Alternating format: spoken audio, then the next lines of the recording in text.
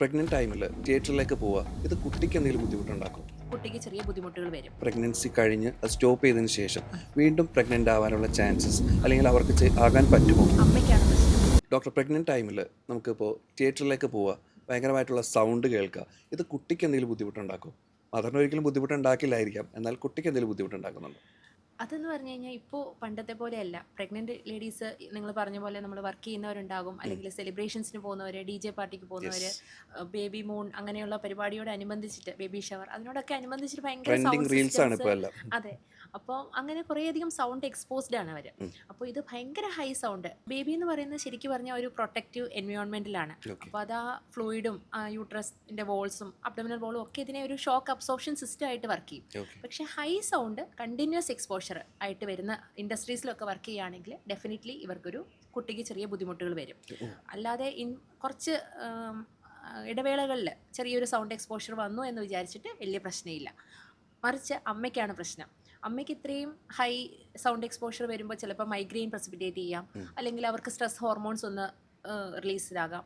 പ്രത്യേകിച്ച് പ്രഗ്നൻസിയിൽ പ്രഷറോ ഷുഗറോ അങ്ങനെയൊക്കെയുള്ള അസുഖങ്ങൾ ഉള്ളവരാണെങ്കിൽ ഇത് കുറച്ചുകൂടെ കൂടുതലായിരിക്കും. ഓക്കെ. അപ്പോൾ അതോടനുബന്ധിച്ച് കുട്ടിയുടെ മൂവ്മെൻറ്റ്സ് ചിലപ്പോൾ കൂടാം, അല്ലെങ്കിൽ ഹാർട്ട് ബീറ്റിനകത്ത് ചെറിയ വേരിയേഷൻസ് വരാം. അപ്പോൾ പ്രൊലോങ്ഡ് ആയിട്ടുള്ള ഹൈ ഇൻറ്റൻസിറ്റി സൗണ്ട്സ് അവോയ്ഡ് ചെയ്യുക. ഇൻ ബിറ്റ്വീൻ കേട്ടു എന്ന് വിചാരിച്ചിട്ട് വലിയ കുഴപ്പമില്ല. അപ്പോൾ നമുക്ക് തിയേറ്ററിൽ പോകുന്നതിൽ ഒരു ബുദ്ധിമുട്ടും ഇല്ല ഇടയ്ക്ക് എന്നുള്ളത്. പോകുന്നതിൽ കുഴപ്പമില്ല, പക്ഷേ നിങ്ങൾ സ്ട്രെസ്സിനെ മാനേജ് ചെയ്യാൻ പഠിക്കുക എന്ന് മാത്രം. ഓക്കെ. ഡോക്ടർ, നമ്മളിപ്പോൾ ഒരു പ്രഗ്നൻ്റ് ആയിട്ടുള്ള ഒരു വിമൻ എപ്പോഴൊക്കെയാണ് ഡോക്ടറെ കാണുന്നത്? അതായത് സ്കാനിങ് എന്നുള്ള പ്രൊസീജിയറിന് മാത്രമാണോ, അല്ലെങ്കിൽ സ്കാനിങ് എത്ര എണ്ണം ഉണ്ട്?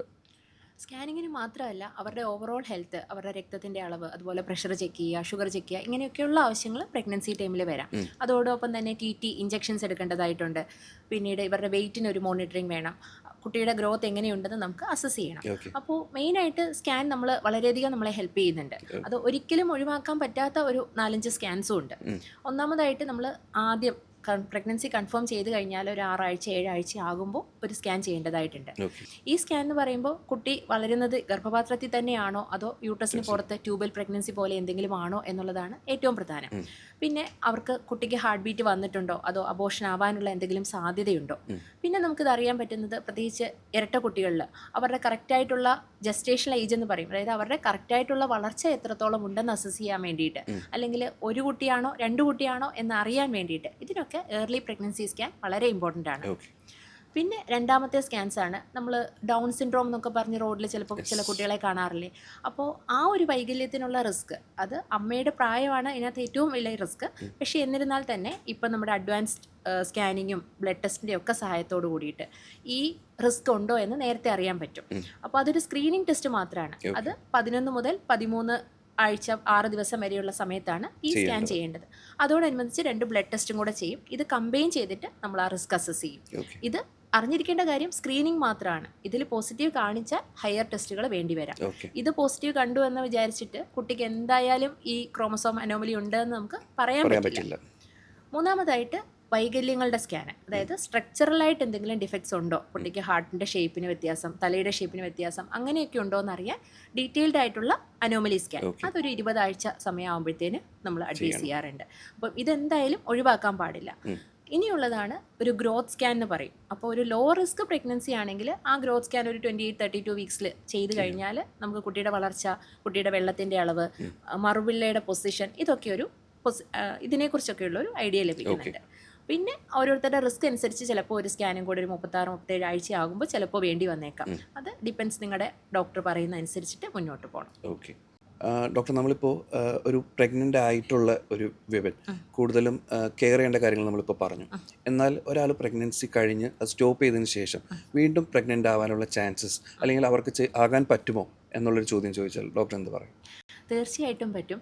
അത് പലരും ഇപ്പോൾ പ്രസവം നിർത്തിയതിനെ കുറിച്ച് ആലോചിച്ച് പശ്ചാത്തപിക്കുന്ന ഒരാൾക്കാർ, അല്ലെങ്കിൽ കുറേ കുട്ടികൾ വലുതായി ഒരു ഹോസ്റ്റലിലൊക്കെ പോയി കഴിയുമ്പോൾ ഒരു കുട്ടി കൂടെ വേണം എന്നുള്ള ആഗ്രഹമുള്ളവർ, അല്ലെങ്കിൽ സെക്കൻഡ് മാരേജ് അത് വളരെയധികം ഇപ്പോൾ കൂടുതലാണ്. അപ്പം അതിൽ കുട്ടി വേണം, ആ റിലേഷനിൽ കുട്ടി വേണം എന്ന് പറഞ്ഞു വരുന്നവർ ഒക്കെ ഉണ്ട്. പിന്നെ ഇന്ന് കുട്ടികൾ എന്തെങ്കിലും കാരണവശാൽ മരണപ്പെട്ടു, അങ്ങനെ വീണ്ടും ഒരു കുട്ടി കൂടെ വേണം. അപ്പോൾ ഇങ്ങനെ പല ആവശ്യങ്ങളാണ്. അപ്പോൾ ഇവർക്ക് തീർച്ചയായിട്ടും ഓപ്ഷൻസ് ഉണ്ട്. ഒന്ന്, നമ്മൾ പ്രസവം നിർത്തി എന്ന് പറയുന്നത് ചിലപ്പം താക്കോൽ ദ്വാരമായിരിക്കാം, അല്ലെങ്കിൽ ഓപ്പൺ സർജറി ആയിരിക്കാം. അപ്പോൾ ഓപ്പൺ സർജറി ആണെങ്കിൽ ട്യൂബിൻ്റെ ഒരു ഭാഗം മുറിച്ച് മാറ്റി അതിനെ 2ആയിട്ട് കെട്ടിവെച്ചിരിക്കുകയാണ്.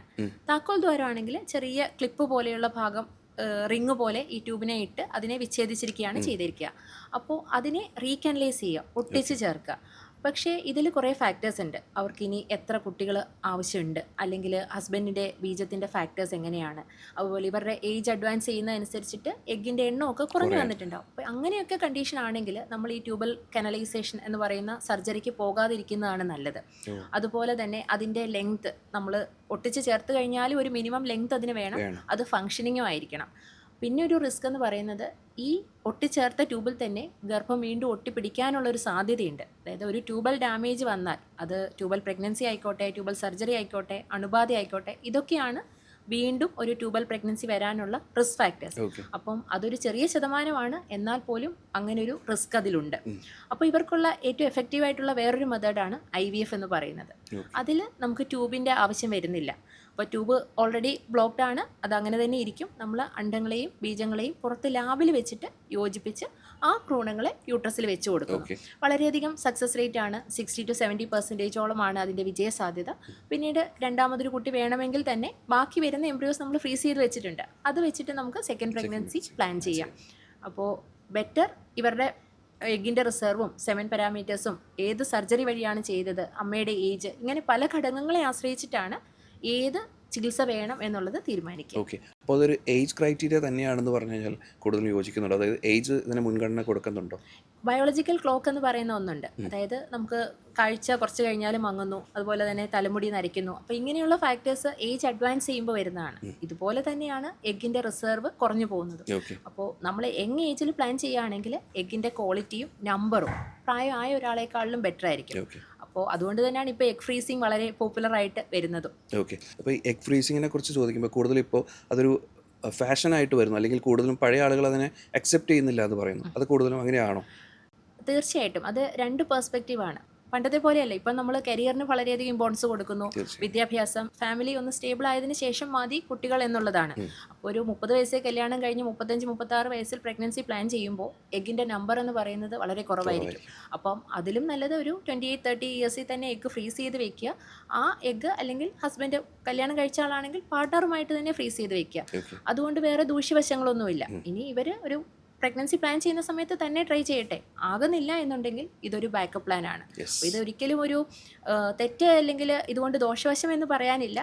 സമൂഹത്തിന്റെ അഡ്വാൻറ്റേജ് ആണ് ഉണ്ടാവുക. ഇത് വേണമെങ്കിൽ യൂസ് ചെയ്താൽ മതി. അഡ്വാൻസ്ഡ് ടെക്നോളജി വരുമ്പോൾ അത് ആ എഗ്ഗിൻ്റെ ഏജും എഗ്ഗിൻ്റെ ക്വാളിറ്റിയും കുട്ടികൾക്ക് വൈകല്യങ്ങൾ ഉണ്ടാവാതിരിക്കാനൊക്കെ ഉള്ളത് ഇതിലായിരിക്കും ബെറ്റർ. ഓക്കെ, സോ IVF ഒരു ബെറ്റർ കൺസൾട്ടേഷൻ അല്ലെങ്കിൽ ബെറ്റർ ഒരു ട്രീറ്റ്മെൻ്റ് ആയിട്ട് തന്നെയാണ് നമുക്ക് കാണുന്നത് അല്ലേ? അതിന് ഒരു സയൻസ് ഉണ്ട്. ആൾക്കാർക്ക് ഒരു തെറ്റിദ്ധാരണയാണ് IVF കുത്തിവെച്ചുണ്ടായ കുട്ടിയാണ് അല്ലെങ്കിൽ വേറെ ആളുടെ ബീജമാണ്. അങ്ങനെ കുറേയധികം തെറ്റിദ്ധാരണകൾ, സൊസൈറ്റിയുടെ പ്രഷർ വളരെയധികം ഉണ്ട്. അപ്പോൾ ആ കപ്പിൾ അനുഭവിക്കുന്ന മെൻ്റൽ ട്രോമ അതിനെ ഓവർകം ചെയ്യാൻ വേണ്ടിയിട്ട് ചില കേസുകളിൽ IVF മാത്രമായിരിക്കും ഒരു സൊല്യൂഷൻ. ഇപ്പോൾ നേരത്തെ പറഞ്ഞ പോലെ 2 സൈഡിലെയും ട്യൂബ് ബ്ലോക്കാണ്, അല്ലെങ്കിൽ ഹസ്ബൻഡിന് തീരെ ബീജമില്ല, ബീജം കുത്തിയെടുത്ത് ടെസ്റ്റ് ചെയ്യണം. അങ്ങനെയൊക്കെയുള്ള കണ്ടീഷൻസിൽ IVF ആണ് ഏറ്റവും എഫക്റ്റീവായിട്ടുള്ള ആ കപ്പിളിനെ സംബന്ധിച്ചുള്ള ട്രീറ്റ്മെൻറ്റ് ഓപ്ഷൻ. അപ്പോൾ അതിൽ മടി വിചാരിക്കേണ്ട കാര്യമില്ല.